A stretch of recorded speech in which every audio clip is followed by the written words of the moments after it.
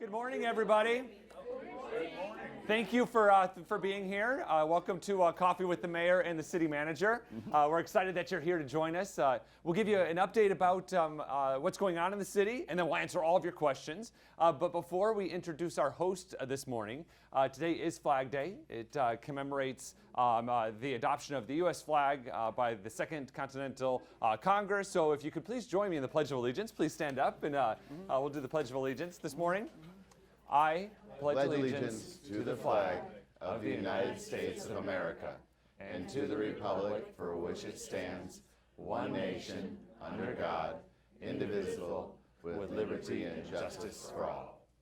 Excellent. Thank you. So our host this morning is the BLM. Welcome to the Bureau of Land Management. William Mack is the district manager, and he's going to say a few words. If you want to come on, we're going to be awkwardly close again for our microphones for those folks at home. There's more chairs here too, by the way. There's two up front. Feel free to two fill over up there, here. Two over here. Yeah.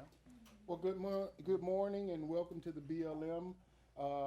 Thank you to Mr. Mayor and the city for coming out and joining us. We're glad to have everybody here. Wanted to say a few things about the BLM. I know we don't get a lot of visitors here, but I want you all to know that we're here for the public. Little thing about the BLM district here, we are the Colorado River District. That consists of 3 field offices that we manage roughly about 5 million acres. And if you look on the map here, you'll see the scope of the district that we have all the way from Kingman here in Lake Havasu City and down to Yuma.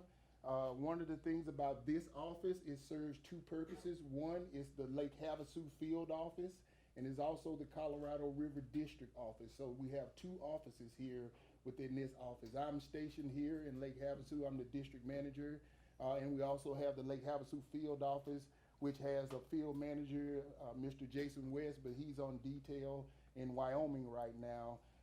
But a lot of you may have talked to him or spoke with him and worked with him in the past. One of the things I want people to know is for a lot of the things that you want to do on public lands, you have to remember we're just the managers of the public lands. The lands belong to the American public, so those lands are out there for your utilization and your enjoyment.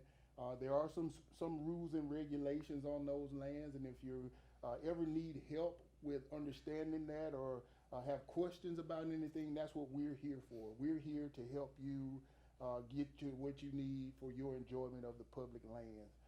Anything from hiking, biking, off-roading, maps, rock hounding, abandoned mine safety, anything about wildlife areas. You're free to come here and talk to us or ask us questions about anything.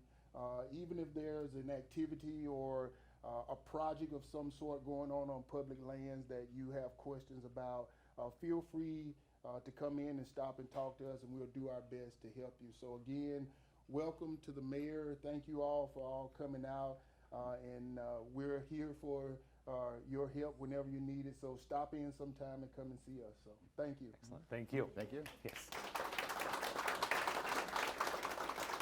Yes, and thank you for hosting us. We appreciate it, and thank you for the partnership that you have with our city. We appreciate that. BLM staff will be here afterwards to answer any questions that you might have specific to public lands or the lands in which they manage. So we'll get right into it. I thought today we wouldn't have to start and talk about Lake Havasu Avenue, but we do. So I learned a very valuable lesson. There's a difference between substantially completed and finished. That's a lesson I learned. So it is substantially completed and was done before Memorial Day, as I told everybody. But that means something completely different than actually being done. The goal is on next Tuesday. The traffic lights will come back on. That'll be to the excitement of many and the chagrin of a lot that like the 4-way stops now. So a lot of people are saying, no, leave it that way. I get through the intersection so much quicker. But the lights are ready, they're programmed, everything's good to go, but there was a couple of just finishing touches that weren't done, and it would have made it more inconvenient for us as the traveling public to go through the roadway with the light system on. So next Tuesday's the goal, but definitely by next week we'll have those lights turned back on, and we'll be able to say that Lake Havasu Avenue is complete, which is much different than substantially complete, but I won't make that mistake again in the future. We also have some other road construction going on. Swanson, if any of you folks travel along Swanson from, what is that, Smoke Tree up to Acoma, they're working on that 7/10 of a stretch. That was what we talked about last time. It's a partnership with ADOT and our Metropolitan Planning Organization with federal grant dollars to do this area. It's going to put in a bike path. It'll also have a multi-use path, and then it'll have 2 lanes of traffic, one heading up and one heading down. It's going to shrink the roads a bit, which is supposed to be a traffic calming measure, so it'll hopefully slow down the traffic on that roadway. And it also will help be the model as we connect our community with the trail system. Some people ask, why there and why only 7/10 of a mile? And it just goes, it's this multi-use path or trail to nowhere, which is true today. But as we continue and do additional road improvement projects, they will connect to each other and create a very vibrant trail system into the future. It also does connect to Pima Wash Trail, which a lot of people forget about. But there is a Pima Wash Trail that goes from Upper Acoma by the church on Acoma all the way down to Rotary Park. And so it does connect through there, and so folks will be able to spoke off and head over to Rotary Park with that addition in that trail system. So that project started, and it's supposed to be substantially complete by mid-September, and that project is moving along as scheduled. The good thing is I use that area to get back and forth up to City Hall pretty regularly, and the traffic is moving pretty smooth, even with the construction. So they're moving pretty quick in that area. We also have a Kiowa road project that's getting ready to start, but I'm going to defer to Vice Mayor Lane. Welcome. Vice Mayor Lane is going to take Kiowa. He was think Kiowa. Think Vice Mayor Lane. So we'll be awkwardly close again for the folks at home. That's okay. I actually like these guys, so it's okay. Okay. And I actually got an email here because we had an MPO board meeting on Tuesday, and we actually discussed this at length. And on Wednesday, our MPO director, Vinny Gallegos, I think you all have met him if you've been coming to these things before. He went on a project meeting on this on Wednesday. So this is hot off the presses as of Wednesday. They are going to start the Kiowa project on June the 19th. So today's the 14th. So 5 days from today, you're going to start seeing construction at Kiowa and State Route 95. Yay. I don't know about you guys, but when I drive through there, I have a lot less teeth than I used to have. And so, but the project is expected to take 140 days. So they're expecting it to be completed, substantially completed, around November the 5th. So we'll see. This is an ADOT project. It's not a city project. So they're telling us November 5th, but they didn't say what year. Just kidding. The 2019. It's a $1.4 million project. There'll be a right-hand turn lane. It's this intersection that's right here. So if you come here, there's going to be a right-hand turn lane for traffic to go in there. Because of the problems that we've had ever since they built the Starbucks up there, we have people turning left across the highway. We've had quite a few crashes. The crash data from 2010 to 2014, which this is what they used for this program, 61 crashes in that area.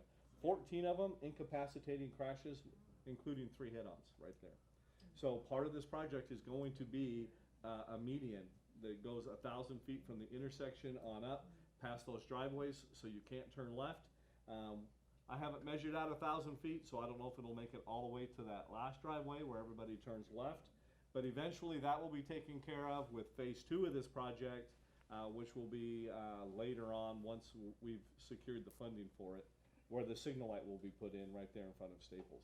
So things are going good there, and we're actually, this project was supposed to be done a year ago, and but because of some of the bid issues with ADOT, this was the third time it went out to bid, and we added some stuff to it. One of the things that we asked ADOT is, don't just do the signal light and put in the right-hand turn lane. Please repave the road right there, especially from just about where Starbucks is to about halfway down to the intersection with Tacoma, where the road has deteriorated so bad that the under road that used to be there that they covered is now what you're driving on, and it's a bumpy road and it jars your teeth. So that's what's going on with that project.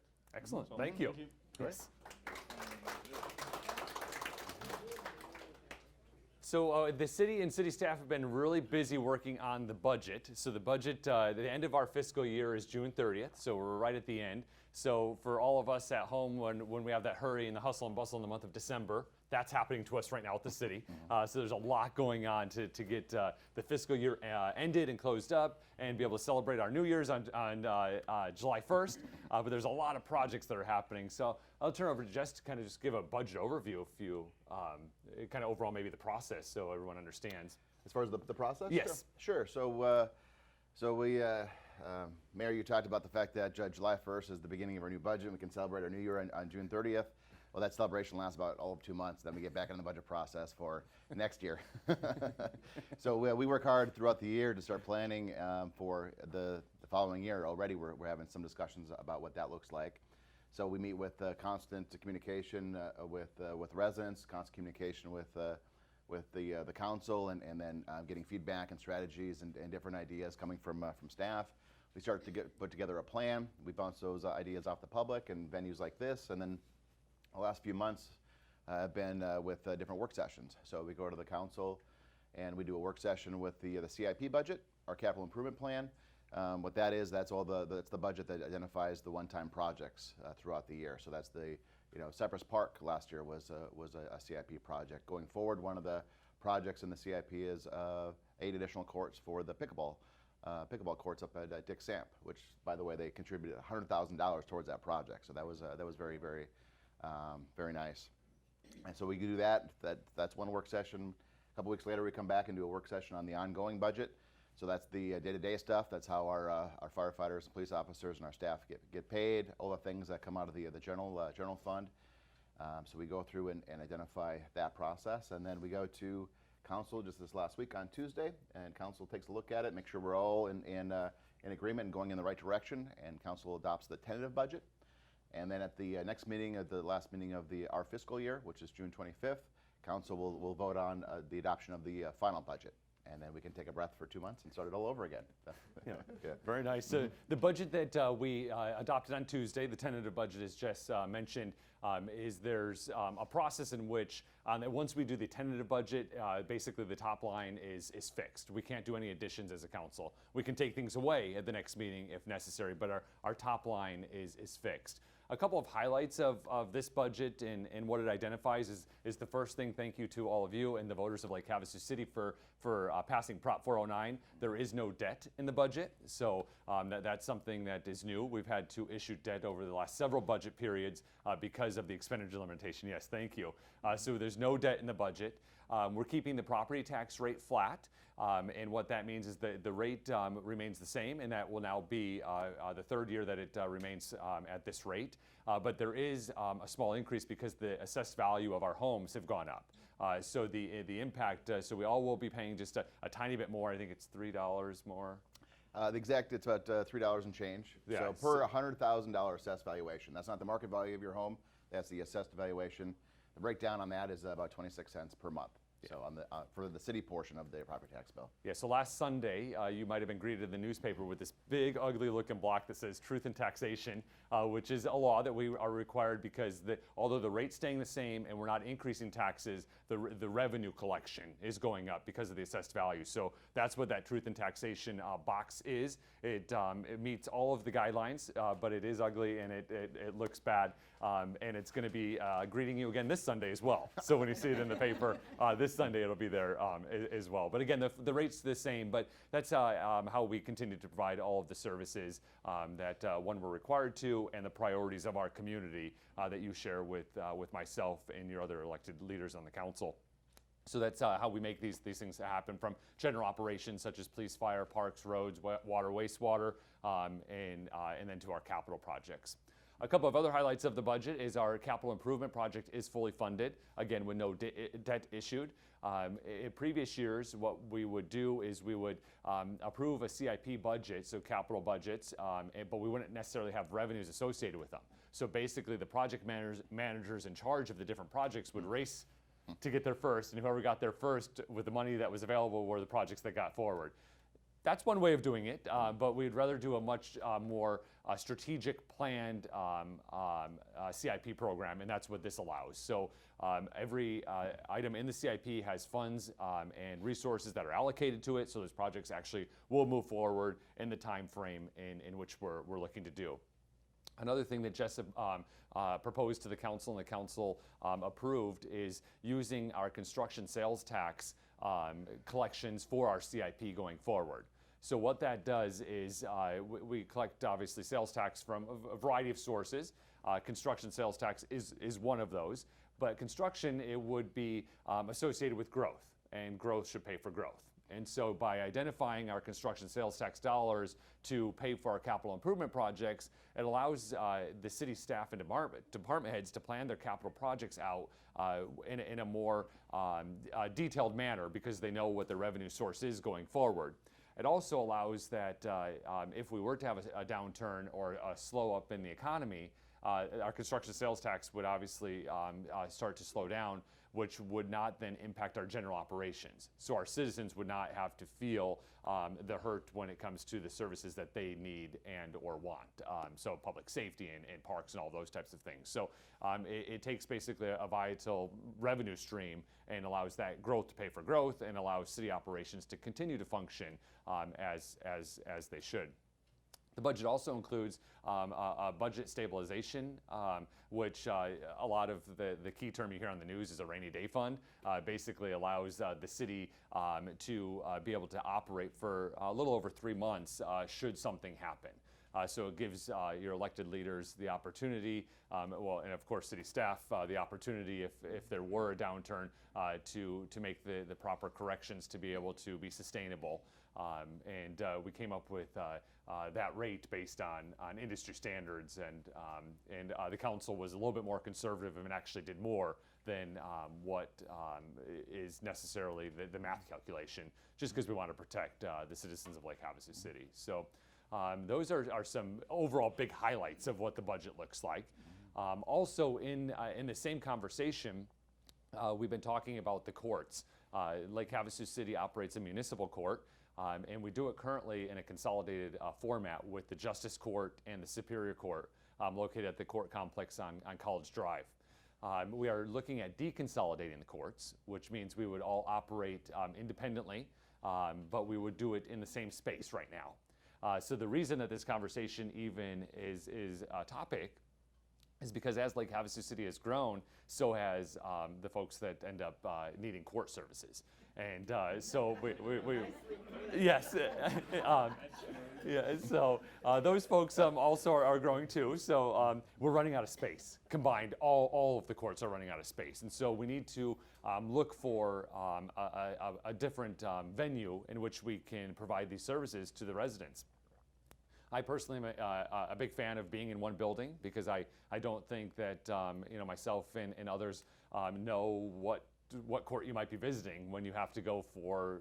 There are people that are not in the criminal justice system that need to go to court too. What court you might be visiting for the different services, but it doesn't look like it's going to be possible. Although we really are trying. That's why we are basically deconsolidating in place.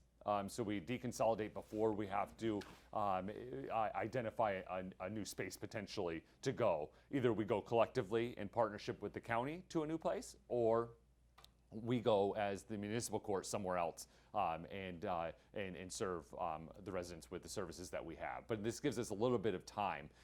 But it's going to be awkward, so basically we're in this relationship all together, and then we're going to say we're not in this relationship anymore, but we're going to stay under the same roof.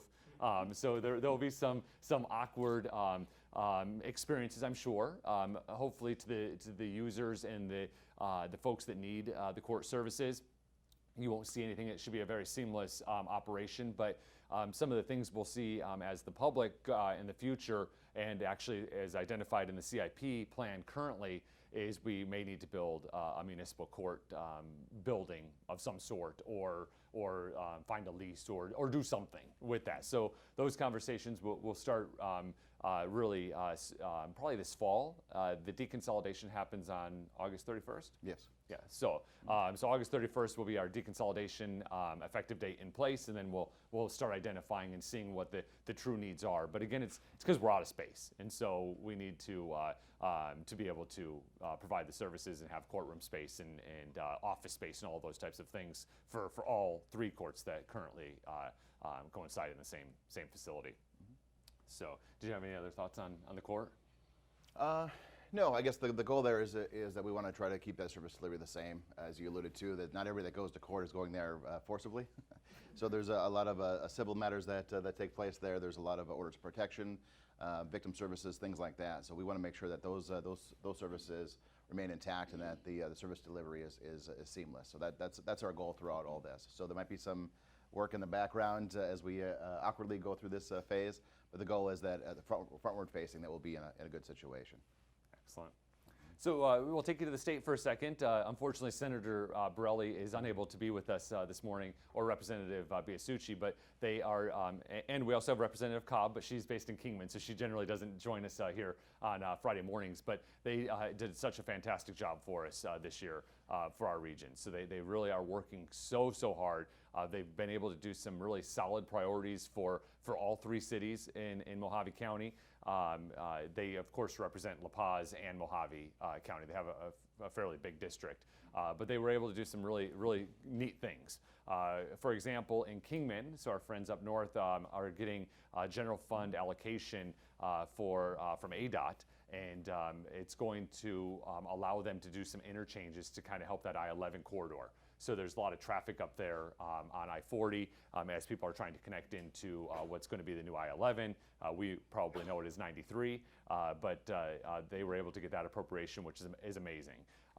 They were able to work with us on a couple of sales tax initiatives. Basically, when folks buy cars, and they hopefully buy them here in like Havasu City from one of our local dealers, but they don't always do that. Sometimes they go over to Nevada or California and purchase a car, and when they come back to register the car, they pay a sales tax, and we thank you for that. But that goes to pay for the roads and pays for all of the things that we need to enjoy here in Arizona, and particularly in our area.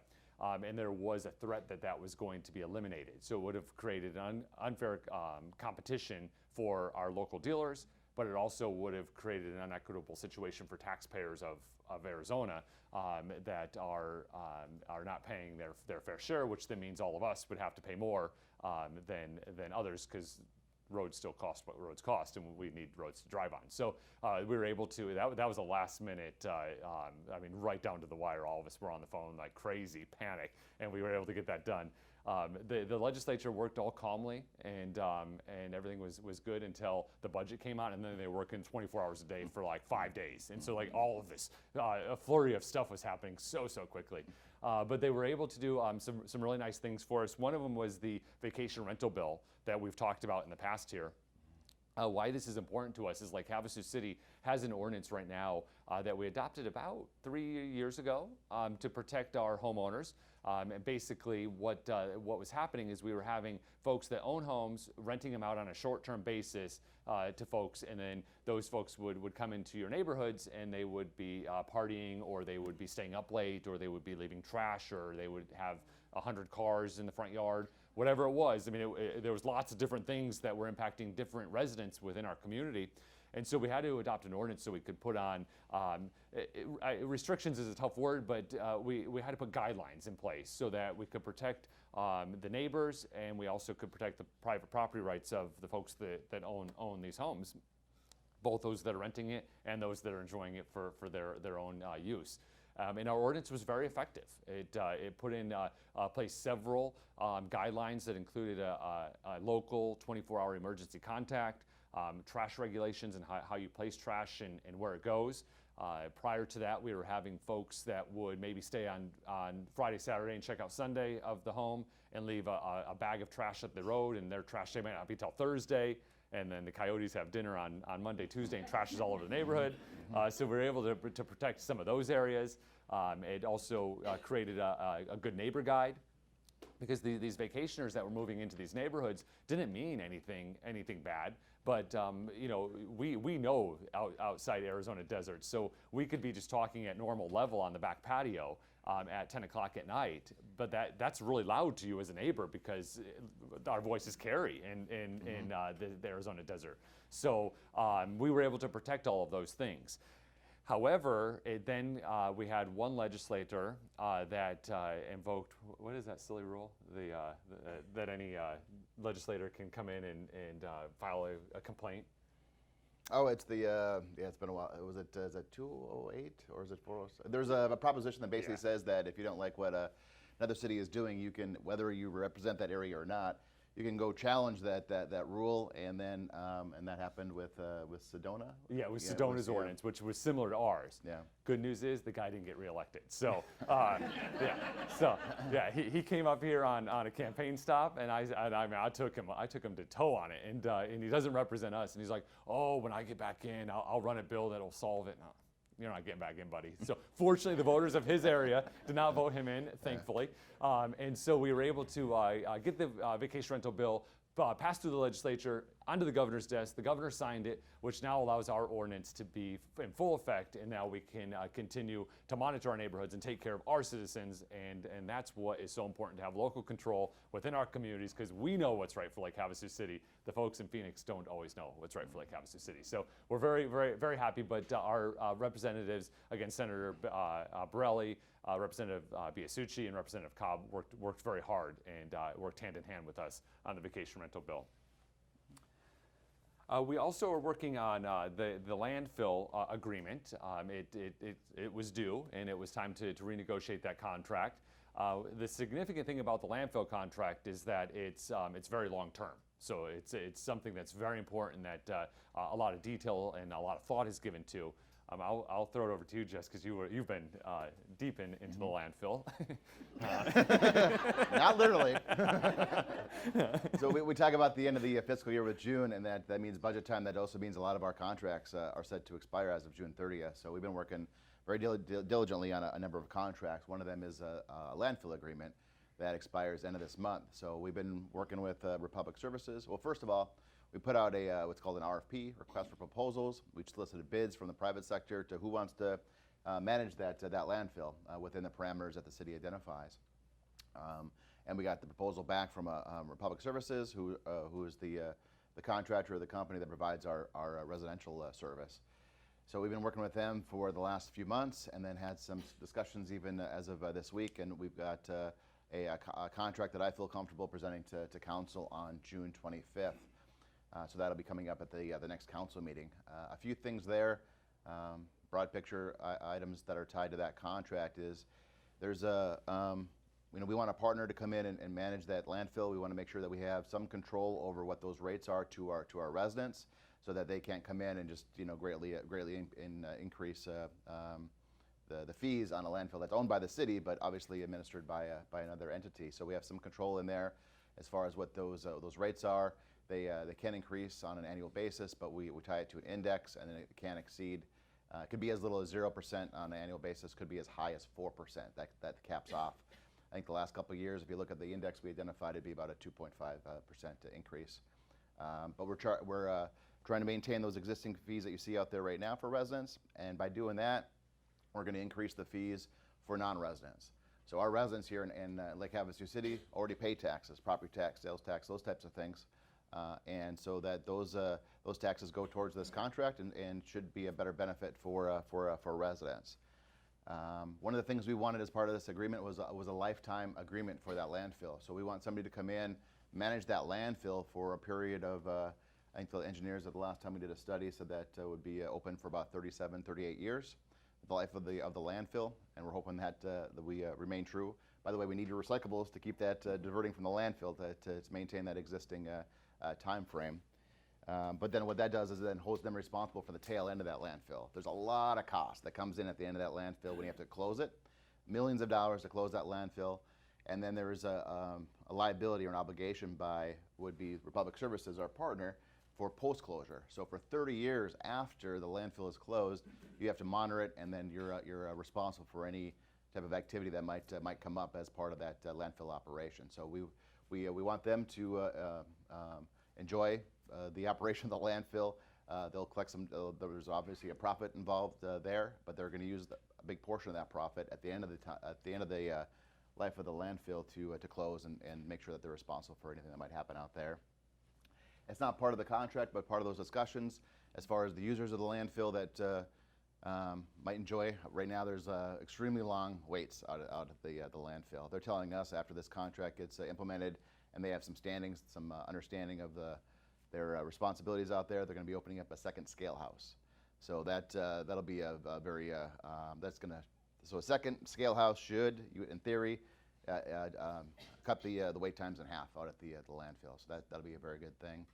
And there were some discussions they talked to us about where if you're a regular operator at the landfill, they give you a ticket. They'll weigh your vehicle one time, you get a ticket, so then you're only weighing upon exit as opposed to entry and exit. So all these things hopefully will speed up the operation of the landfill. The other component that we tied in there that we heard a lot from residents is tarping. So if you're going to take your items to the landfill, please put a tarp on it. Please cover it. We don't need these trailers and trucks driving down the road with debris flying out the back and littering our neighborhoods. If you look at the Highway 95 between this area here, Kiowa north to the landfill, you see debris in the medians and on the side of the road, and a lot of that is because of the traffic from contractors, residents, otherwise that are taking their items to the landfill. So we told Republic Services, at least within the contract, is to put some type of a fee or penalty or program in place that says if you're coming to the landfill and that load isn't tarped, you're going to pay extra for dumping off that trash. So those are it's a huge contract, but those are a few of the highlights. Excellent, thank you. And for those of you that just put your trash out on the street on your garbage day and don't go out to the landfill, you might wonder why the wait times matter. There are lots of residents and contractors that go out to the landfill themselves, and that you can actually see the traffic lined up on Saturday morning along the road. So it really is a top priority for those users and those citizens of our community that use it. I was a little surprised at first too, and then I went and saw, and I was like, oh yeah, that's a line. Yeah. And so so this will be very helpful for everybody. All right, before we get going on all of your questions, I'll just tell you a couple of fun things that have been happening. Oh, I better give you an update about the Riviera. Everyone wants to know about that, right? Okay. So the Riviera, the state, it's all about agreements. And can the state sign this agreement or can they not sign the agreement? By the way, we're talking about an agreement that they already agreed to sign. So kind of a tricky thing, right? So now the new state parks director is working really, really hard. They have hired outside legal counsel to make an opinion. The opinion is in favor of signing the agreement. And so now we do have a liaison. Governor Ducey has been very helpful as well. He's offered full support from his office. We have an attorney from his office directly from the 9th floor that's participating in these discussions. And there should be a meeting scheduled in the next week that will have outside counsel, governor's office counsel, and the attorney general together in a room saying, yes, we can sign this document. And once the document's signed, then things will start flowing for the marina to get built. And then from there, the neighborhoods will get built. Now, it's important to note, neither of those two things have anything to do with Lake Havasu City. Those are independent of ours, but they are our two partners. So we have partners in, and it was a partnership, which a private public partnership. We as the public, as Lake Havasu City, put in the stoplight that now has bags over it on Highway 95 and the roadway. And that roadway it leads out to what will be the first mainland boat launch facility and the first Arizona State Park in over 20 years in the entire state park system. And then also open up the development for Riviera. So we're working hard on it, but it's difficult with all these different players. But we at least have the right players in our court, which is Arizona State Parks. They're in our court and on our side, and the governor's office is on our side. So we have more. We have the A-star team on our side. So I think we're going to get it. We just have to get there. So, but everything that Lake Havasu City agreed to contractually, we've done. And now we're just waiting for our partners to do their part, and that'll then allow us to open up that roadway and allow the traveling public to get through and get over to this area. So that's what's going on with that area. So now some fun things. Again, not all Lake Havasu City stuff, but just fun for our community. The Humane Society did their ribbon cutting. So they are in their new shelter over at the old BLM field office up on Sweetwater. So they renovated the building. Obviously, that's independent of the city, but many of our citizens in Lake Havasu City donated lots of money and raised a lot of money to be able to create this world-class animal shelter facility. They encourage you to go take a look at it and check out the new facility. At the ribbon cutting, Vice Mayor Lane and Councilmember Grote and myself joined them, and it's a beautiful facility. I mean, it's really state of the art. So kind of a nice thing for our community and the residents. We also just last Saturday, the Memorial Walkway Foundation, which is Gary's here. I saw him earlier. Gary might have been here. I must have bored him. Oh, okay. But they put on a great event. They basically reinvigorated the Memorial Walkway underneath the London Bridge, which basically starts at the London Bridge and heads north along the walkway. There's memorial bricks there that you can purchase to honor or celebrate or commemorate anybody or anything. I'm sure there's some restrictions, but overall, and it also is a partnership with the high school and with 76 Moments of Freedom. So as you walk along the walkway, it'll identify American history along this area. We celebrated Navajo code talkers and their importance to winning World War II and with their language. And we actually had code talker families that came here. Yeah, it was about 45 folks from the families participated, and we were able to show our gratitude for the work that their family did.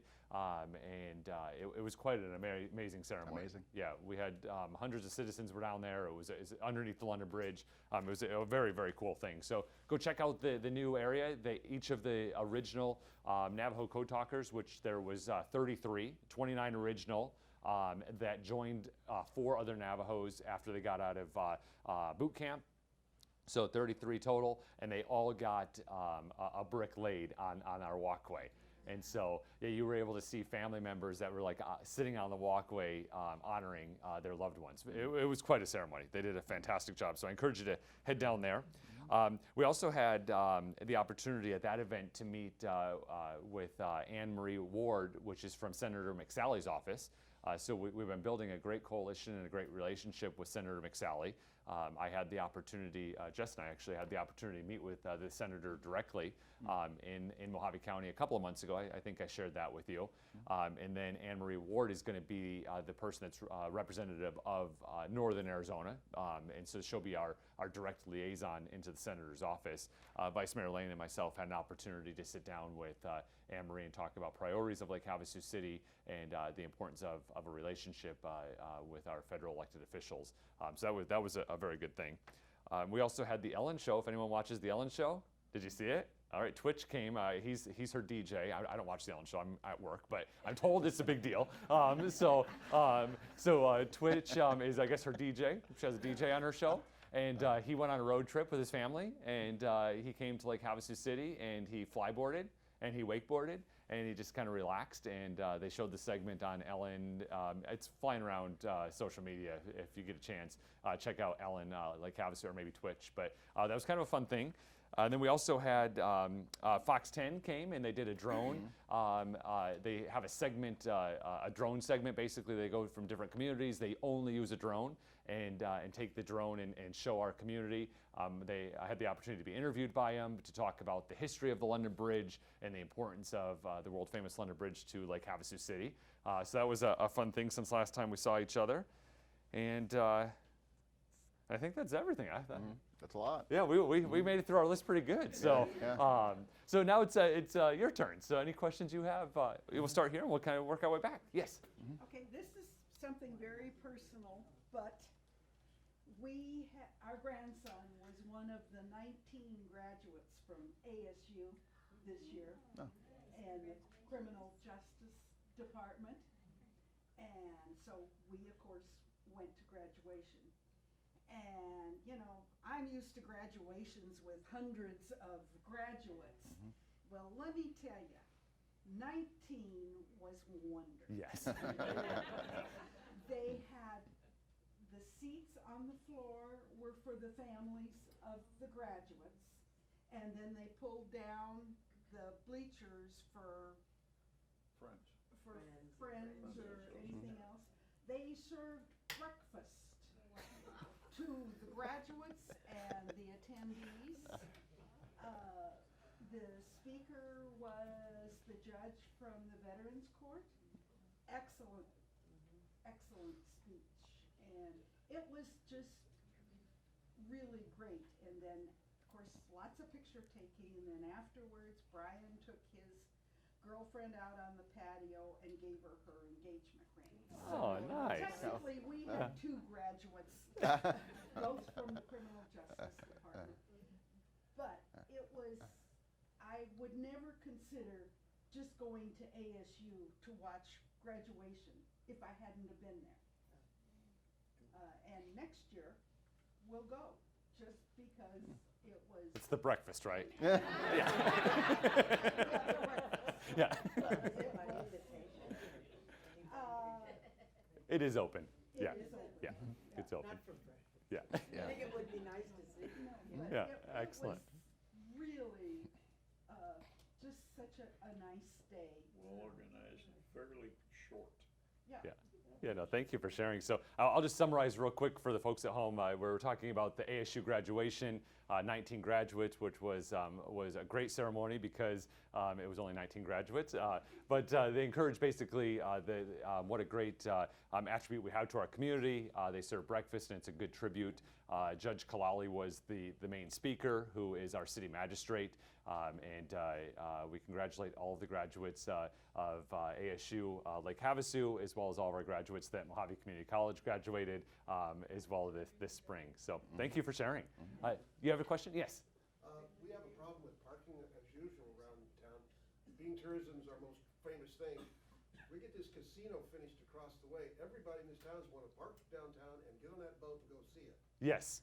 Have we got anything to allow for more parking that the city can supply? Sure. So the question is in regards to parking down in the London Bridge area and the English Village, and most particularly when Havasu Landing Casino opens in July. What are we going to do with the influx of parking? The newspaper ran a feature story on this just a couple of weeks ago, I believe.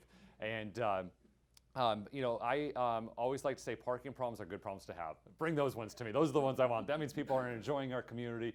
They're out doing all the great things like Havasu City has to offer, and keep on doing it. But Jess and I have met with the tribal chairman just a couple of months ago, and we talked about our concerns with parking. And the tribe owns the land that would be kind of behind where Fat Subs and Rosati's Pizza, that complex, right behind there. They've paved it. They've paved about 3/4 of what they own. There's still about 1/4 that they haven't paved.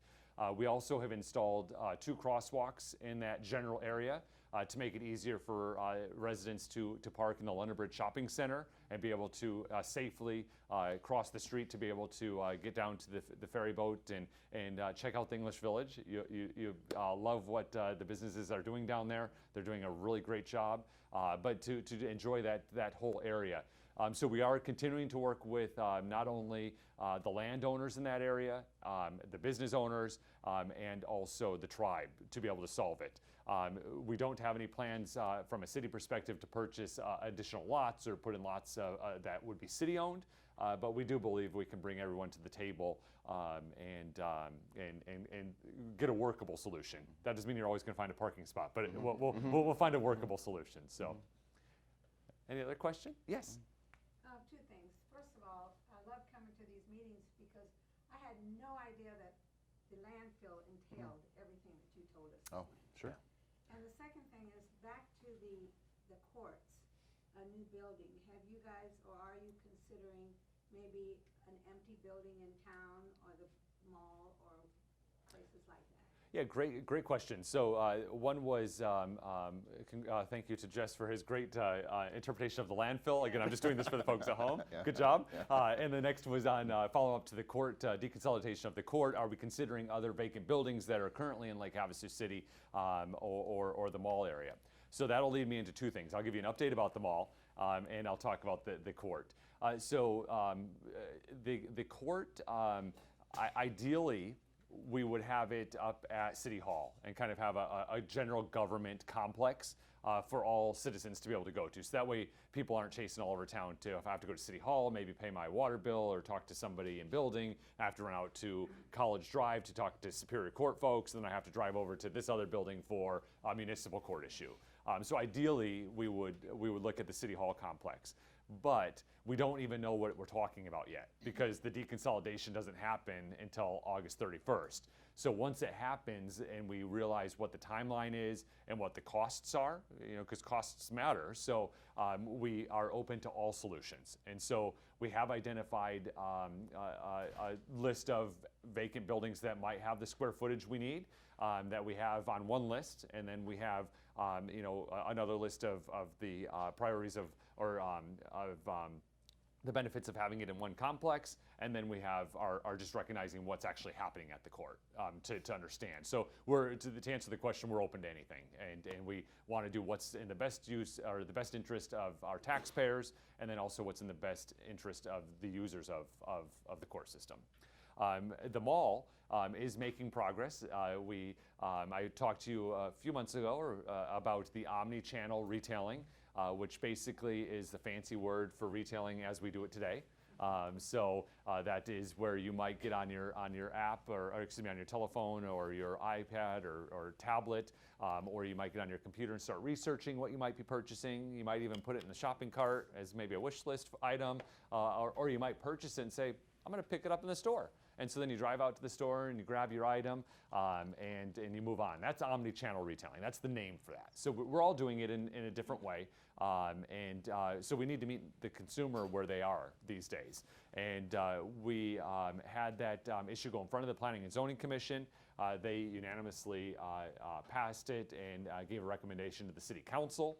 They then came forward to the City Council. We agreed, and so we changed the zoning at the mall to allow that particular use, which again is just the future of retailing and how we all use retail today. So it's bringing basically city code up to what we do as in practice. We have a local business that is currently in plans review, I believe. Submitted plans for what they're going to be doing out there, they'll be basically having, it's about 40,000 square feet. So it's basically, if we're driving into the mall and you get to like that courtyard section, you see the movie theater in front of you, we're talking basically everything to the left. So the 40,000 square feet that is like right there when you're looking to the left, that section would be the section that this home goods store would be moving to. They would have a place where we as consumers could go in, a little bit small, but we would go in and be able to touch, feel, purchase, do whatever we wanted to do, pick up what we might have ordered online, or we ordered online and it's shipped all over the country, including to our homes as well here in Lake Havasu City. They are a top 50 Amazon retailer, so they're a big deal in this omni-channel space, and we're really excited that they now have a space here in Lake Havasu City that will help revitalize our mall area, but also allow their employment base to grow. So we're really proud of what they've done. They've started from in their home. They were telling me about how they had inventory stacked away in different closets of their home, to now they employ over 50 Lake Havasu City residents with a growth trajectory to employ many more. So we're excited for them. Then across the street from that complex, they're looking at potentially another omni-channel retailer. And then as we move closer to the courtyard area, that'll be kind of like an entertainment zone, and they're looking for, family-related things, whether that's, and I don't want to speak for them, so don't leave here and say, the mayor said, but just to give you an idea, to kind of paint the picture, like arcades or things that families gather and do in a recreational manner. So they're looking at all sorts of different things there. They're looking at 2 restaurants, one of a national flair that we would know, and then one maybe with a local flair. That would be what they're considering the entertainment zone. And then as we start heading north towards Walmart, those would be more traditional retail as we know it today. Although JCPenney and some of those other retailers out there are parts of the omni-channel retailer already. If you go to jcpenney.com and order a pair of black slacks, and I say that because that's my uniform, I wear them every day. So you order a pair of black slacks and in a certain size. Or a white shirt. Yeah, or a white shirt, either way. They'll find it and they might say, oh, it's located here in Lake Havasu, and then a Lake Havasu City JCPenney employee goes out to the shelf, puts it in the bag, and ships it out from here and ships it to whoever's home might have ordered that. So they're already doing this as well. So basically their idea is an employment base, which creates density out there, use and people and people to go to the restaurants as a base, and then an entertainment zone for all of us to be entertained when we go out there, and then traditional retail as we move towards Walmart. And that's all happening now. So thank you for the question. So, yes? In regards to the mall, I'm not sure I'm wild about the RV thing that's out there. It's taken up 150 or 200 parking spots. But out behind the theater in that area, there's probably another 150 or 200 parking spots being used by new boats being dropped off of trailers just haphazardly in that lot. If they were even dressed would be okay, but it looks terrible, okay? Mm-hmm. But the real issue is, you guys are setting yourself up for precedent, because if I go down on Sweetwater or Maricopa and buy one of these little narrow lots and want to put up a little industrial building, you're going to tell me I need to have 8 parking spots for that big of a building. One of them has to be handicapped.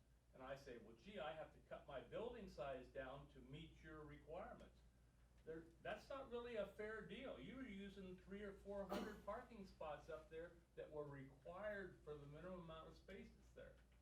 Yeah, great question. So the question has to do with some of the uses out at the mall, most specifically a recreational boat sales operation that's happening out there and using some of the parking. We are protected as citizens and as landowners by zoning. And zoning dictates what parking requirements, how large a building can be, how many handicap spots you need depending on what the use is. All of those things are governed by that. With the action of the council by changing the zoning, because that's what we did when we allowed the omni-channel, the actual action that happened was a zoning use change. It does allow for that. Now, I do know that when I talked about the mall, I specifically talked about the area of redevelopment, but there are 4 owners out at the mall. And I know that some of the owners have concerns similar to you, and they're working through that. But the zoning does allow that use. And so we don't set precedent in the city because zoning protects us. So we don't get to say, no, we want this here, we want this here, and we want that there. We get to say that only by the general plan that's voted on by the citizens of Lake Havasu City, which was most recently done in 2016, that then dictates what the zoning is done. And then if a zoning use change is to occur, it goes in front of the Planning and Zoning Commission, which is folks that are appointed by the City Council, your elected officials. They then make a recommendation, and they're a variety of folks that have varied backgrounds, of development to citizens at large, to realtors, to whatever their profession is. They then make a recommendation to your elected officials, and the action comes before City Council, and then we make a recommendation. So as taxpayers, as citizens, as a community, we're protected through the zoning laws, and that currently is allowable use based on what the most recent zoning change was. So part of that too is the update that the mayor's given is the increased activity out at the mall. So right now that there's owners out there that are looking to make dollars so they can pay the mortgage and all the other expenses tied to that mall. So they're going to bring in tenants, any tenants that can. The Amazon retailer that we talked about, the 40,000 square feet, that's an area of the mall that's been vacant. 95% of that has been vacant. It's never been occupied since the mall has been constructed. So we're starting to see some activity down there, which then will activity generates more activity, which brings in a higher demand for things that we might see as more beneficial to with restaurants and space like that. So Yeah, and what Jess is alluding to, I mean, look at the downtown McCulloch region, look at it the 10 years ago version, and then look at today. You know, it's always easy for us to be critical because we're here every day and we want better and we want better and we want better. But if you look at the McCulloch of 10 years ago to the McCulloch of today, it's what we've all been talking about for several years. It's a more walkable downtown than it was 10 years ago. There's more dining and entertainment options than there were 10 years ago. There's a whole lot less pawn shops than there were 10 years ago. I mean, so it's hard to remember. I mean, but sometimes it's when we remind ourselves on what that is, and that's all because of activity creates activity, as the city manager had mentioned. So, yes. My question's on Grand Island Park. Yes. I've heard that there's some of the homeowners association are looking at attempting to acquire the park. And my question is that true? And what's your guys' take on it? Sure. Yeah. So the question is about Grand Island Park, which is on the island, and it's surrounded by different HOAs and home sites. And I'm going to turn it over to Jess to answer this one.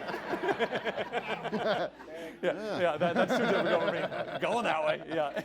So the Grand Island Park is surrounded by a number of HOAs. I think there's 5 separate HOAs out there, and so they've approached us. There's a few different issues going on right now. It's the grass park, public park that is inside those different HOAs. It's home to a Frisbee golf course right now. Gets utilized quite a bit as a park, but also as kind of a cut through for those that are walking along that island path. A few different issues that we've been dealing with, the city's been dealing with for a number of years, is that when that area was first constructed, there was a number of walls that were built, but they were built on the wrong side of the property line. So there's some issues with regards to that. So every time a wall gets replaced, we have to go through some type of a contract, and with each of the individual property owners, it's very, very, very cumbersome. We have been approached by 1 or 2, 3 different HOAs at different times to say, hey, we want it, or hey, we don't want it. Right now, the city's position on that one is that we're, if that's something that we want to consider, even before even thinking about it, we need all 5 HOAs to have conversations among themselves, develop a plan, what that looks like, and then all 5 of those HOAs take action so we can see it, that it's something that's significant, and then bring that plan to the city. We'll take a look at it and do what's best for that area. And you know, if we look at removing a public space, then we're gonna have to look at doing something different within the community, and that'd be all part of that process.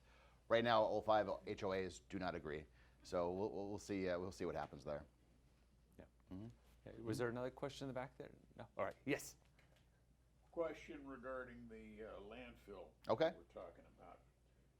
I'm watching more and more on the news where recycling operations in other cities are being shut down, simply because China's no longer taking our recycle. And the primary reason for that is because those who are recycling aren't smart enough to follow the instructions and are putting greasy garbage that contaminates product going to China. Yeah, very well said. Getting smart and saying, no, you're not following our agreement, so to take a theological trip. If this occurs where our recycling operation gets shut down,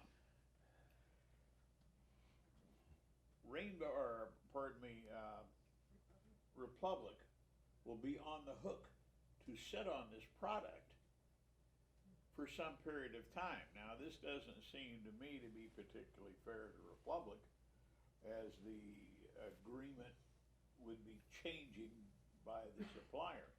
Do we have any alternative method of, say, packaging and storing that recycled product at the landfill until such time as market opens up on the product? Question number 2 along that, question number 2, what about putting a commercial style incinerator, I know that's a dirty word, out there with carbon capture filtering on it to burn a lot of that product you bring in down there to keep the volume down to a minimum?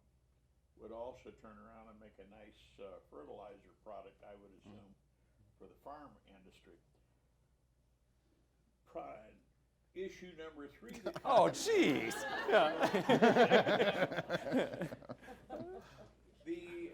Your gentleman from public was down here, and I talked to him for quite some time. Yeah, Mr. Matt Cross. Yeah. As I am a pre-diabetic, I'm required to perforate myself daily to measure blood sugar. He said, whatever you do, you cannot give us or put in our trash either the lancets or needles from Yeah. drug use. Okay, cool. You go to your own city. What do I do with it? They say, well, we just put it in a plastic jar, wrap tape around it, mark it sharps, and throw it in the trash. Not according to him. Yeah. He's not allowed to take it. When I consult the hospital, oh, we have a source, but we don't allow you to put it there. I'm told by somebody who works for Ecolab, by law, they have to take it, but I haven't had a chance to sort that part of it out. I've gone to Walmart and several other locations. I also get the same, damned if I know. We need somebody to make an actual determination of what we do with these lancets and the needles and how we dispose of them, and then get around to everybody involved and say, this is where we want you, the public, to get rid of them at and how. Because right now I am talking to him, I can see it. I've got a plastic jar full of lancets. We put it in their truck, it compresses, it breaks the jar. You've now got sharp, blood infected product throughout that So load. did you you talk to my Steve? Did the questions come up through the microphone? Yeah, so the people, public at home can hear everything you said. Sorry. Did Matt say that at Republic Services say don't put it in the recycling or don't put it in the trash? Take it at all. At all? Okay. All right. Period. Yeah, so we'll look at we'll look we'll- at an option. I've heard that before, and we'll report back. I want to be able to dispose of it correctly. Yes. Okay. And I want everybody to know collectively where it should be disposed of at correctly. Yes. Was that all your questions? Should we get to? Any more? One more? That's the current set. Okay. All right. Yeah. Yeah. So as far as the, you're right. In terms of recycling, the whole industry is changing. China stopped buying our goods from the United States as a whole. There's big cities like Pittsburgh that have stopped the recycling program. Bullhead City is looking at doing something different where if you want to recycle, it's going to cost you as a homeowner, as a resident, an extra $10 per month. They're going through those conversations. So you pay more to recycle. Right. Those things aren't occurring in Havasu. We're doing a wonderful job of recycling. Our residents they're getting rid of the those practices, the contaminated. I was trying to remember the greasy comments and stuff that you're making. Yeah. So keep the trash out of the recycling. Be very mindful. Make sure that that you understand as a resident, and we're doing a great job as a whole. So we're in a good spot there. Is that if you put things into that recycling container that don't belong, that container gets dumped into your neighbor's trash. And if you get too much trash into that recycling, you're ruining the recyclables for the whole neighborhood. So please be cognizant of that. Trash goes in the trash container, recyclables go in the recyclable container. The lid on the top tells you exactly what that looks like. So When in doubt, throw it out. yeah, Yeah. because then otherwise the whole truckload gets thrown out. So as far as the diversion of recyclables from the landfill, that's what the city cares about. I don't work for Republic Services. I work for the city. So there's certain things that are important to the city as part of that contract, and that is to keep that recycling program going strong, educate the public. Let's maintain that as best we can. Are there going to be bumps in the road where China's not accepting the recyclables? Next year maybe they will. The year after that maybe they won't. Who knows? But this is a long-term 30, 40-year contract. From the city's perspective, keep those recyclables out of the landfill. Keep that landfill open as long as we can so that our residents can enjoy the rates that we identified in that contract, so we're not increasing costs and those types of things. So that's really where we're coming from. We're saying 37 years at estimated. Yeah. So based on, and that could improve if we keep improving and doing a good job with the recyclables, then that number goes up. If we stop recycling, then that number goes down. So it's all based on current trends that the life of the landfill will be, call it 40 years. We'll be open for about 40 years, and so we need to do our part to keep that open as long as possible. So it's cheaper and all the rest. So. Yeah, and to show how well our citizens have been recycling, just a few years ago was 7 to 12 years, the landfill. Yeah. So once we started the recycling program and moving them out, it's now 37 years. Yeah. So huge, I know, right? Yeah, that was such a great thing. So And that's good for we're making- taxpayers. That's really very good for the taxpayers. Yeah. Yes, you have a question? Yes. Do we ever, does the city ever want to do a green bin where you put your yard waste in and that gets separated to where it turns into mulch and then it's reused? That's one question. Yeah, so the first question is, do we ever want to do a green waste where we take yard waste or debris out? And actually, we do it without knowing we're doing it. The Republic Services takes all of your green waste now. So if you have palm fronds or yard clippings, they actually take it, and that's how they fill in the landfill. So they put, and we just learned this last coffee with the mayor actually. It turned into coffee with Matt Cross from Republic Services, which was great. Yeah. I don't see him here today. I wonder why. Yeah, right. You guys scared him away. Yeah, so what they do is they separate it at the landfill, all of our green waste, and they actually, as they throw trash into the landfill, they then cover it with, they're required to cover, and they do it with our green waste, which kind of creates this biodegradable chemistry of something. So which is different yes. than the lighting it on fire. So And your second question? Sure. Question has a lot to do with BLM and their property and yet the city as far as gun control and such. We ride horses and we're like, sometimes we're getting shot at and we have to make a quick turn and say, holy moly.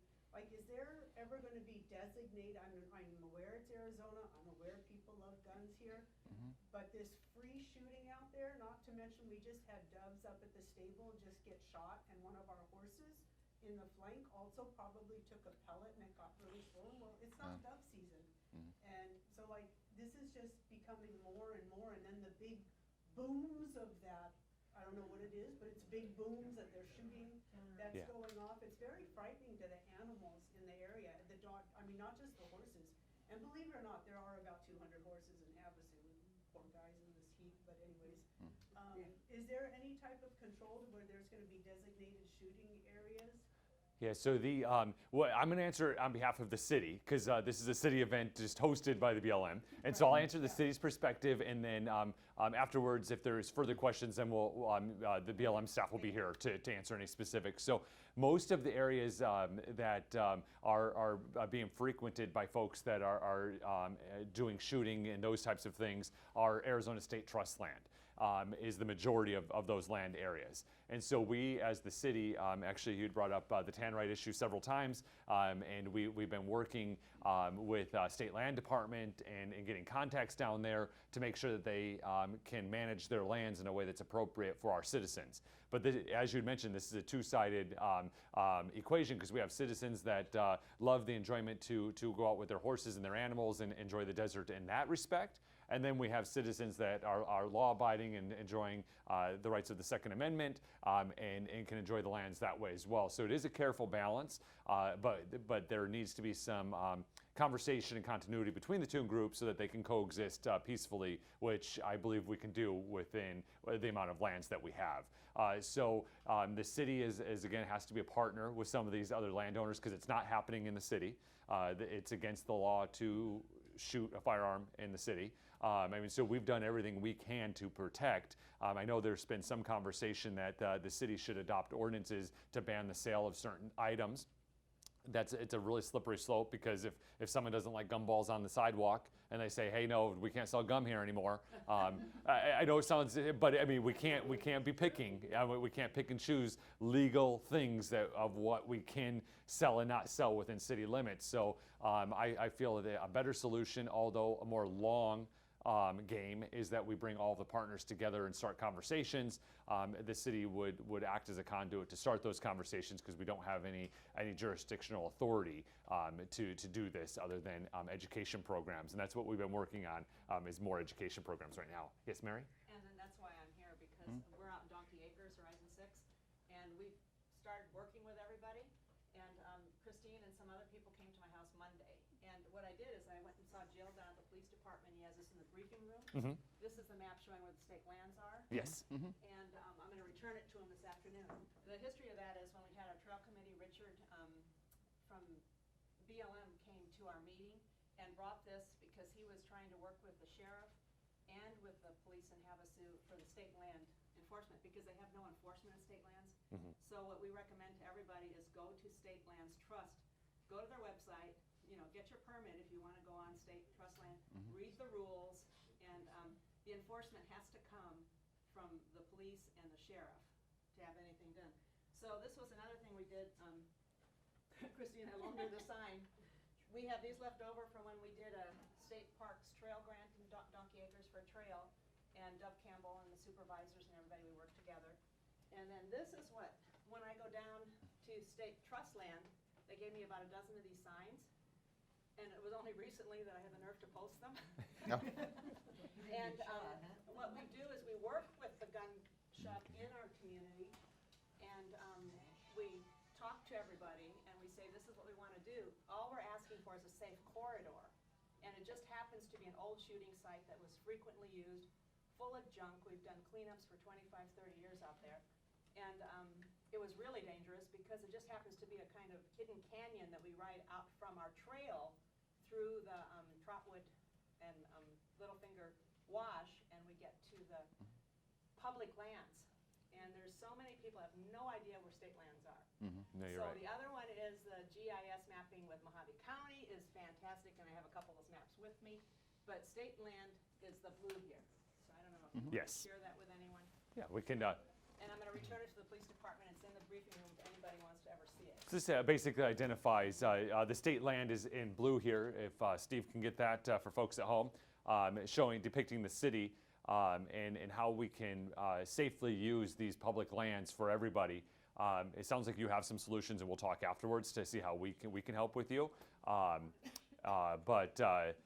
Thank you for bringing that topic up, and we'll continue the conversation. It's very specific in what that corridor is, and so we'll get together and we'll figure those pieces out. If I can say one thing too, that the phone calls that are made to the state land department have an impact. We were visited by a couple folks from state land on a different issue that we didn't even know that the division or that function even existed earlier this week on something else because of a groundswell of concern that was displayed to them. So they're the ones that need to be provided with that information. Yeah, wasn't that in the newspaper today? Um, Is that where I read that about down at the cove? I can't even think of the name of the cove. Mesquite Bay. oh, okay. Yeah, down in that area. So yeah, so Some we issues tied to have that. lots of different Is pieces. the other organization, the other government entity? The, No, that's okay, State because land. there's so many. There's different so ones, many. And nobody knows where the borders are. And if we can educate people where the borders are, Mhm. and unless you post signs about no shooting, then how can a policeman or anyone enforce it? Because they'll say, well, where is it? Well, we don't know. This Yes. way we're posting it, but we're only doing a little section that says we want to be able to safely Safely walk a pass, dog, yeah. you know, ride a bike, and Yes. ride a horse. One- I keep my permit in my saddle pocket so that I always have it with me. And people need to get those permits too, which is very reasonable on-site on their website. Appreciate that. What's the What do you have to have a permit for? For being on state lands. And it gives all the rules with it. as far as like parking an RV or yeah. For 1 year. Yeah. And you just go to state trust lands, and please, everybody go there and educate yourself about what the rules are. Because it is not public lands. It belongs to the state for education and other things. They have to auction it off eventually at the highest bidder and that sort of thing. So it's not like BLM. But it also is allowed to be used if you follow the rules. But the enforcement issue is not happening with state land trust because they don't have it. They depend on police and sheriff, and the police and sheriff are like, well, not me, not me. So Yeah. it's kind of like, I've talked to Sheriff Schuster, and he understands. But again, if you don't have signage, how do you enforce anything? So that's why I'm encouraging people, work with other organizations like shooters and everybody else. Pick a spot where you say, please let us have one safe area, even though it is illegal on all state lands. Yes. I'm not gonna worry about it. I mean, my family and everybody shoots, so that's not, it's not like one against the other. And I think the problem is if you don't communicate with the other side. They don't even other know. users, Exactly. They Yes. have a right to be out there. Yes. So- Exactly. Yeah. So perfect. Yeah, Christine. Well, Mary is my role model. Okay, I want to duplicate what she did in her area. She now has a safe corridor for the riders in her area, the hikers in her area, and there is no shrapnel or debris from shooters. Through Mary, I met a gun store owner, who you know very well, named Bob. Oh, yes. And Bob educated me, and he told me he's a responsible shooter. He takes a tarp when he goes shooting and lays the tarp down and collects all his empty shells and doesn't leave it for everyone else to step over and find. So I want to contact the NRA and say, hey, let's make tarps available with big NRA on it and give them to them free so they'll use them, you know? I mean, Yeah. let's save all of the U.S., not just Havasu, not our desert, but please also, they have to think about the habitat out there. I mean, if you like nature, you're seeing the living desert being destroyed. Not only the cactus, but the inhabitants, the wildlife out there. So we need to be respectful. That's all. Yeah, excellent. We have Yeah. 15 minutes Yes. left. Yeah, we're. For the beautification of our beautiful city, have you ever considered stopping dust from being created on the island and places within the boundaries of the city limits? People like eating dirt, I don't understand. You know, I can see from my place, I can see that island quite often. This cloud 1,000 feet in the air out there making dirt balls. And it just Yeah, gets geez. topsoil, it blows over everywhere. Yeah, you guys are giving me hard ones today. These are all lands we don't control. Like, give me one we control. Yeah, that's also state land over in that area. I just noticed on that picture, it showed it was in. Yeah. Are you kidding me? Almost Yeah. the whole island is state land. Yeah, so that's tricky. And there's also a course out there that folks use right next to Crazy Horse that they use specifically for that reason. So yes, let's talk about Lake Havasu. Yes. So I live on Lodestar Court, and 2 years ago, they chip sealed it. It's about a 3 or 4 house long cul-de-sac, and it started failing immediately. Talked to the current mayor, at the time the current mayor and the current city manager says, "Oh, we should be chip sealing or slurry sealing, not chip sealing the Cul-de-sacs. Okay. Now about 4 blocks away, there's a little called Carroll Lane. Well, they slurry sealed Carroll Lane at the same time they chip sealed ours. Okay, looked like Jellystone Park. And up until last March or so, Carroll Lane looked beautiful. There wasn't a mark in the road or anything like that. Where ours, every time the trash truck comes up, it throws rocks and everything. So the story gets a little better. They re-slurry sealed Carroll Lane just here recently. So in 2 years, they slurry sealed it twice. There must be somebody important living on that street. That's all I can say. Yeah, so talk about chip sealing and kind of how we maintain our roads in a real big picture. What we do is I hated chip seal before I became elected. And then I saw the cost difference of that to redoing the roads. I was like, man, chip seal's not so bad. I kind of like it. So now we're good friends. Yeah, and yeah, we're good friends now, and it takes care of our roads. So the idea is every 10 years, all of our roads will get taken care of. We take care of about 10% of our roads a year with a variety of treatments. For many years, chip seal was the only thing, which is not always the right application. Is Mark in the room still? Is not always. He really loves chip seal. Is not always the right application, especially in cul-de-sacs and tight turn radiuses. So your particular thing of why Carroll Drive was done twice, we'll have to look into that. Obviously, we don't have that information here, but the intent is cul-de-sacs and those types of areas that make sense, or roadways that are newer in length that have never had the chip seal application put onto it. We're using a combination of slurry seal and micro seals and some new technologies that are also as affordable as the chip seal, give or take a little bit on the cost, but they still are in the right direction of what citizens want in our community. So all of the things we did in cul-de-sacs this year were slurry seal in nature or micro seal in nature, no chip sealing. So the specific one we'll have to look into and talk about it. We don't know that. No one important lives on Carroll Drive. No. That's more important than any of us in this room. So we don't do roads based on who lives where. Wait a minute, we live on Carroll Drive. Oh, it's you! You're the important one. Yeah. Oh, now we know. Yeah. Oh, Lane. Okay, gotcha. Oh. Yeah. Lane? Yeah, but no, our roadways are not determined based on who lives where. Mr. Mayor? Yes. I live on a cul-de-sac, and you chip sealed my road, and I'm having my windshield replaced on Monday, and on my cul-de-sac, they didn't slurry seal. Can you do my cul-de-sac? 'Cause no, I'm not important. Was that before I was mayor? Or, yeah. I take responsibility about it. Just kidding. Yeah, no. I think that the point is that nobody gets special treatment. Yeah. Nobody gets special treatment. Any other questions that anyone? Yes. The question about the Riviera project. The city has, in the original planning for it, a designated town facility.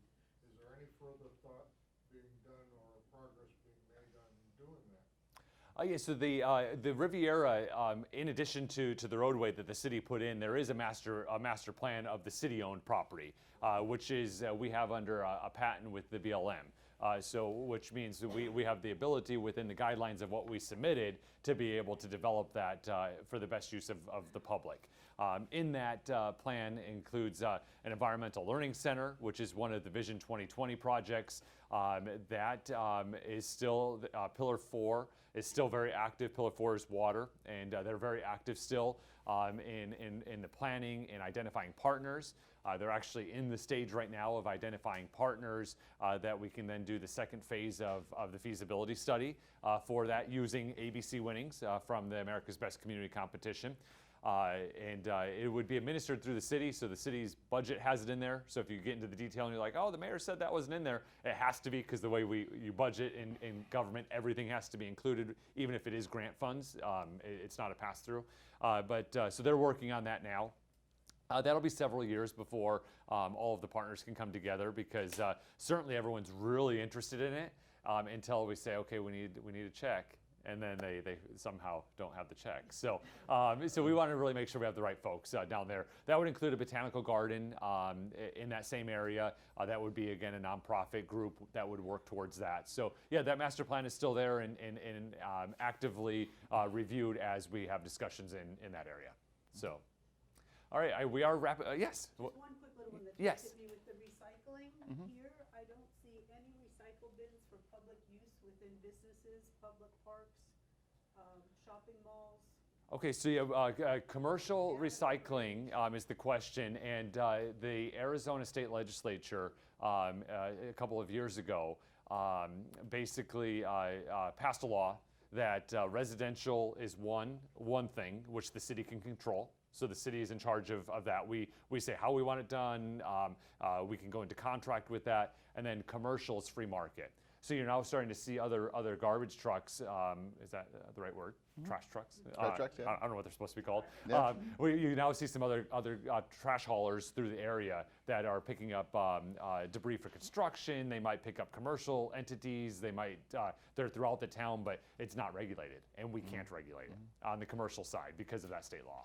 So although we can encourage it, we can't regulate it. So, all right. So we are coming to the end. Well, just yes. real quick, last night we had a little visitor in our backyard. A bobcat was laying out in the back.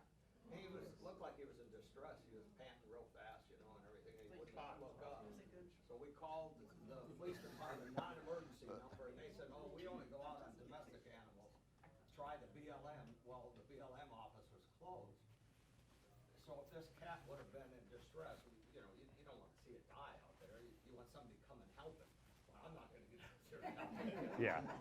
Mouth to mouth? Who would you? And he likes what you call it, Carol Lane. He just sauntered right down Carol Lane, right over that new topic. Yeah, I think that if wild animals need to be wild, is what the answer is. But if I can yes. interject. Arizona Game and Fish would be your contact. They manage all the wildlife in the state. BLM, we manage a lot of the land and the habitat, but the state is actually responsible for the animals themselves, and their game wardens are available 24/7. You'd probably have to reach out to their website or something to get their number, but or we can look and give it to you. Yeah. Yeah, you're welcome. But yeah, just as a general rule for everyone in the room and listening, wild animals stay wild, and so when we get involved and start feeding burros or trying to help undomesticated animals, it's a slippery slope for us. So we always like to end Coffee with the Mayor and City Manager with some fun facts. Today's fun facts are brought to you by the BLM. And so let's see. The Lake Havasu field office supports over 3 million visitors every year on public land. So that's this field office, over 3 million visitors. The Kingman field office has 500,000 visitors each year. And the Yuma field office has over 750,000 visitors each year. So that's again, this whole region that the district manager described earlier. There's 73 sites that the public can enjoy in Lake Havasu. These sites are accessed only by boat. So these are boating, camping sites along the lake. So any boating enthusiasts have seen some really fantastic sites that the BLM takes care of there. And they clean the bathrooms, rake the beaches, they haul the trash out, and they collect over 2,000 55-gallon bags of trash off lakeshore sites in the summer and haul all by boat. So that's amazing. Isn't that amazing? Mm-hmm. Yeah. So that's all the crew that works right out of here. The district manages 100 grazing permits total. They have 11,000 mining claims. They have 1,800 rights-of-way for electrical and telecommunications. So that's to allow our utilities to go in and potentially work on those. They have 130 recreation leases, similar to Sarah Park. That land is controlled by the city, but is a lease with BLM. They're stewards of 21 native fish species. They have 400 plus bird species, 39 threatened and endangered animals and plants, and 6,000 cultural and historic properties. So amazing. So this office, they do great work. I appreciate everyone being here. Our next Coffee with the Mayor is at Mojave Community College. Okay. Thank you for hosting us. And it is on August 2nd. We're going dark in July. Oh, we're dark in July. Oh, yeah, that's, I remember that now. Yeah, so we kind of did 45 days, and we're in the middle of June, and then 45 days, and we'll see you August 2nd. So August 2nd, back to the first Friday of the month, August 2nd at Mojave Community College at the 600 building? 600 building. So if you're, it's on Acoma Boulevard, it would be the 600 building. Yeah, depends which way you're coming from. I was going to give you directions, but it depends which way you're coming from. So, yeah. Park in the big parking lot. Oh, yeah, big parking lot. Excellent. Okay, great. So thanks again for being here, and staff from the city, Vice Mayor Lane, myself, Jess, of course, Jerry, who makes all of this happen for us, Steve in the back, making it happen for all of you at home watching us, and BLM staff will be here as well to answer any questions. Yes? Also, there was a Jeopardy question about Lake Havasu City. Oh yeah, the Jeopardy question. Yep. We all should have gotten one Jeopardy answer right this week. Yeah. So where's the London Bridge? But again, thank you for being here. We'll see you in August. Take care.